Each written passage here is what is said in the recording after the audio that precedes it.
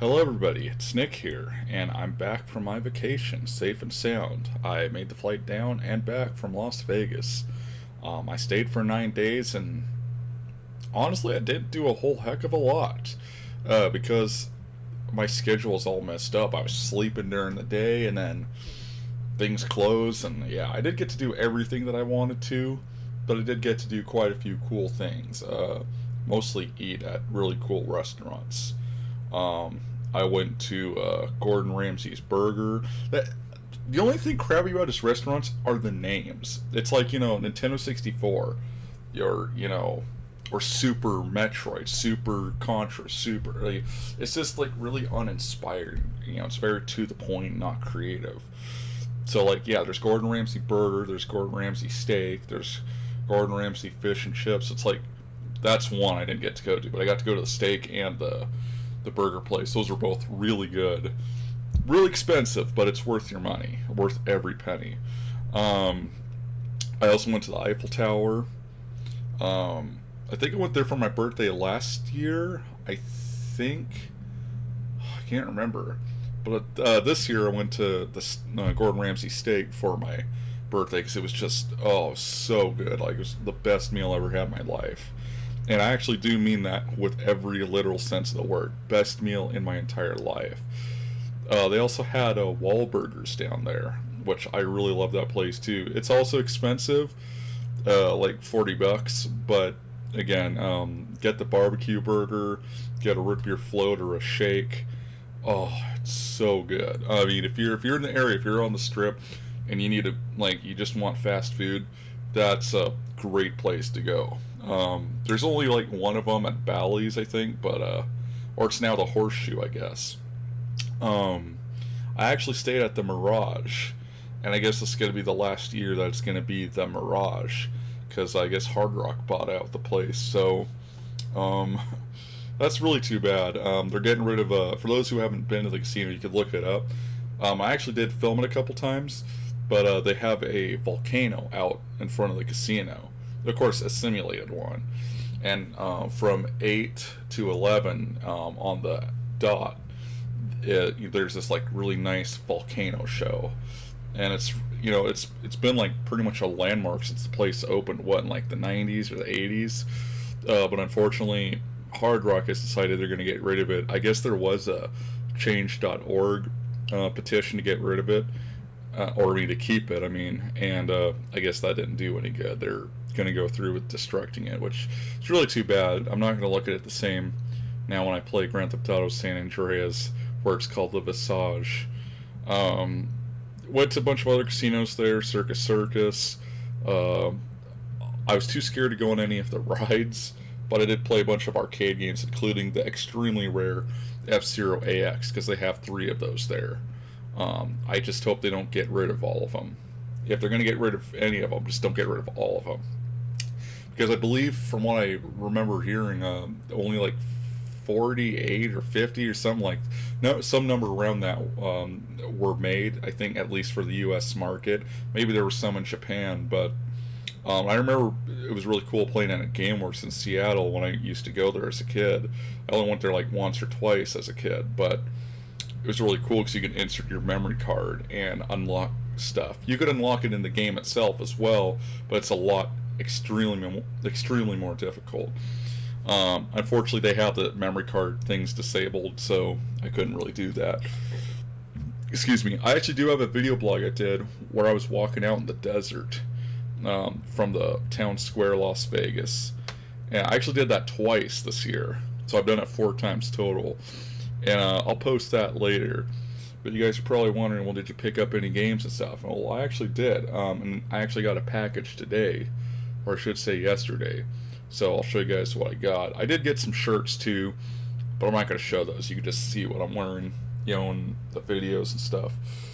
Um, this isn't from the trip, but I got this CD for the Archies, and I was kind of disappointed because the CD case was like all cracked and stuff.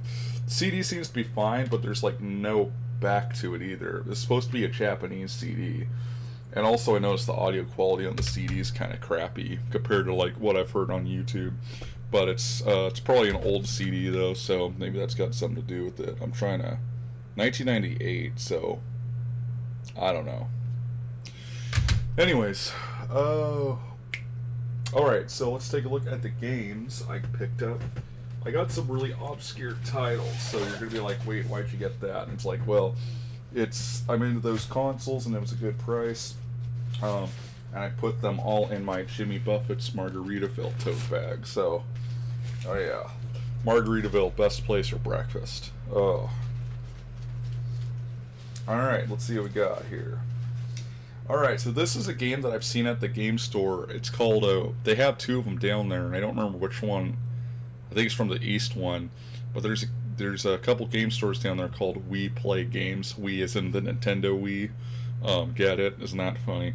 But anyways, they actually have quite a good selection. And they had this here for like the past couple years. And I was telling myself this year, if they have it, I'm going to buy it. And that is Road Blasters for the Sega Mega Drive. Now, this game was localized by... the game itself was actually developed in the US, but this is one of the few games on the Mega Drive published by Tengen Japan. Yeah, Tengen is an American company. It's Atari. It's their like home console development division, but they did have a short-lived Japanese division. So they're probably best known for, which it's also an extremely rare title. There's a Japanese Mega Drive version of Marble Madness by Tengen Japan, which was also developed by them, and it's not to be confused with the subpar one that we got in the States by Electronic Arts. This one, the one that was released in Japan, if you look it up, is almost like arcade perfect. Like, it sounds and looks and plays exactly like the arcade game. It's actually astonishing how they managed to get it so accurate. So, hopefully this one will be pretty good. This one was $60. Not too bad. I didn't really bother looking it up online before I purchased it, so maybe you can get it a little bit cheaper, I don't know. So there's that. I might as well show these two Super Famicom games, because I already have them out. This one's a Turf Memories, which is... I haven't heard of it, but I guess it's like a horse racing game or something. And it's got a cover illustrated by Goro Sasaki. Don't know who that is, but it looks... okay, it's actually kind of interesting. The boy on this cover doesn't look like, like an anime boy, or doesn't look Japanese. He actually looks white. I don't know, maybe they intended to release it in the US, but not likely. Did we ever get any horse racing games on the Super Nintendo in the US? Because I don't think we did. This one's International Tennis Tour, which I believe was developed in like France or something. I don't know. It was published by Microworld in Japan, I guess. Going by the katakana anyway. And I don't know if Microworld's one word or two words, but I don't know. Does anyone really care? Maybe not. Okay. Oh yeah, I took this phone charger from the Mirage because I was trying to get every piece of merchandise I could. I should have brought more money, but I'm actually glad I bought this. I could actually use one of these, and but basically, yeah, since the Mirage is going away, trying to get all the merchandise I could. Trying to think here. Okay, here's some. This is what I like. The game store actually had a bunch of these, but unfortunately, I don't. I didn't have I don't have the CD-ROM system or whatever, but so I got Power Golf for the PC Engine, which has really great music by Daisuke Inoue, and I'm not just saying that because I'm friends with him. But this game was released in the US under the exact same name, just not in Japanese, of course. Power Golf. And then this one is for the CD-ROM too, and this is Gambler Chiko Chushinha, which I think is which basically translates to the self-centered or the arrogant gambler. This is for the CD-ROM 2, though, which I don't have, unfortunately. But I could still play this. I bought the it's a long story why I bought that Magic Engine emulator, but it does allow you to actually put in an actual CD. In fact, it will only take these ROMs, or the actual CDs, and you could play them emulated, so that's pretty cool. I don't have to, saves me money. Although I would like to buy an actual CD-ROM 2 system, but they're a little pricey, and it's kind of out of my range right now. And then this is a game I actually have the Japanese version of on the Dreamcast. But Vigilante 8-Second Offense. This game is so freaking good. And even though I grew up with the N64 version, and that one's my favorite just because of nostalgia value, this one is the best playing version, the best sounding version, and the best looking version. So, if you're looking for any version to play this. I don't remember the name of it, but there actually was a Star Wars game, either released on the PlayStation or Dreamcast, which uses the same engine, but I don't remember the name of it offhand. It didn't look as good, though. I'm going to say it right now. It did not look as good. Maybe it is. I don't know, but, Alright, next one here. This is, trying to see if I could pronounce the whole thing. Family Trainer, Totsuzen Fun Takeshi-jo. So, Beat Takeshi is probably best known for that really crappy Famicom game, Takeshi's Challenge, or Takeshi no Chosenjo. But he actually had two other games. I can't remember the name of the other one. I own it, but it's not, doesn't have the manual. But this is the third one that was, or maybe the second. I don't remember what order they were released in. This is one of the Family Trainer games, which is kind of the equivalent to, it's by Human. It's in Bandai, so it's basically like the same thing as what's the thing called? The Power Pad, World Class Track Meet Stadium events. It was a part of that series. So so basically, yeah, it features Beat Takeshi. I think this was based on a game show of his, but this was like the only Famicom game they had there, and it was only $10, so that was a really good deal, I think. So of course I got it. Then, of course, I had to buy this one because it's shogi.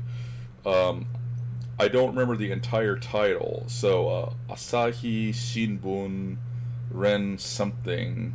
Kato Hifumi Kudan Shogi. And then I can't remember what this part is. Basically, it's there's so many games. In fact, I just bought one of his games for the Switch a while back. That Hifumi Kato. He's a professional shogi player. The only crappy thing, I'm not going to get it out right now, is the manual. It was actually in great condition, except that like half of it was like bent, so like nobody or somebody, whoever put it in last, like shoved it in like the wrong way, and yeah, it really screwed up the pages. But other than that, it's pretty cool and it's in pretty good shape. But Hifumi Kato, the guy's still alive. He's actually in his 80s, believe it or not. And the most surprising thing about this guy, to me, is not that he's lived that long, but he's actually a Catholic, which is just, like, you just never hear about Japanese people who are, like, you know, into Western religions or whatever. So that's kind of funny. Not like, bad or anything, but it's just interesting that would be the thing. And I don't even know the name of this one. I'm sorry. I don't know. There's too much kanji here. Chugaku Rizai Paku. I know that's pack. Oh my gosh, I can't read it. I'm sorry. I'm usually good at reading kanji. I don't know what's wrong with me. Okay, I do know that's Tokuten. I know that, which is like a score. Yeah, I don't know. I'm not even gonna try with that one. It was cheap, so I got it. Oh yeah, another one. This is Pro Football for the Super Famicom, which is the Japanese version of John Madden Football. But I can't remember which one. I think it's just the one without a year, not you know, named after a player, not named after a coach, not named after the referee's pet goldfish, no quarterback, dime back, nickel back. Okay, I'm not gonna do the whole ABGN shtick, but you get the idea. I think that's what it was supposed to be. And then I got this one, Pocket Bass Fishing. Oh, that one's going to be exciting. I'm going to be playing that one all day. And I think that's all that's in here. It is. Okay. And you might think, okay, well, so that's it, huh? No more? You didn't get any more games or anything? Not quite. I still got a few more. Actually, I'm going to leave these out. Find a place for them. Because my package just happened to come in after I got to work, so Now, there's not much in here. There's only 3 things, so don't get too excited. Try to open it, though. That's another story. It's like a giant shopping bag or something. And the reason it was only 3 things is because at the time I was buying this stuff, I was trying to save money for the vacation.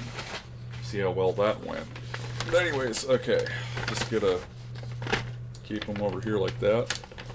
I know at least one of them, 2 of them are games. One of them's a CD, I think. I think? I don't know. I don't know. I don't remember everything that I ordered. Although the next thing I'm going to get is going to be pretty cool because it's a game technically and a CD. But we'll look at that later. Ah, yes. This one has eluded me for a while, and it's finally nice to get a copy of it. So you guys probably saw before that I picked up a copy of Home Data's Shogi no Hoshi. And they only made 2 Mega Drive games, and this is the other one, Dragon's Eye. This Dragon's Eye is actually a variant of what's the name? Shanghai. It's you may have heard of a game called Shanghai 2 Dragon's Eye, which was released for like every freaking platform at the time, DOS, Super Nintendo, you name it. So this is actually just a variant of it, and just like Shogi no Hoshi, where there's a picture of the game designer here smoking a cigarette, you can actually go to Moby Games and see it in much better much better quality. Same thing goes here, but it's really interesting that they only made these games. So, just looking at this, I don't know why. Oh, there's actually credits in here. That's pretty cool. And there's actually some of the game developers listed. That's pretty cool. Trying to remember. Wow, I just can't read all the names though. I know some of them, like Ogawa Takashi. I don't know. I'll read it later. That's pretty cool. I didn't know there were credits in there. Because, funny enough, there's credits in the game's ROM, but they're not accessible in the game, which is kind of weird. But, yeah, I actually just remembered. All 3 of these are video games. So,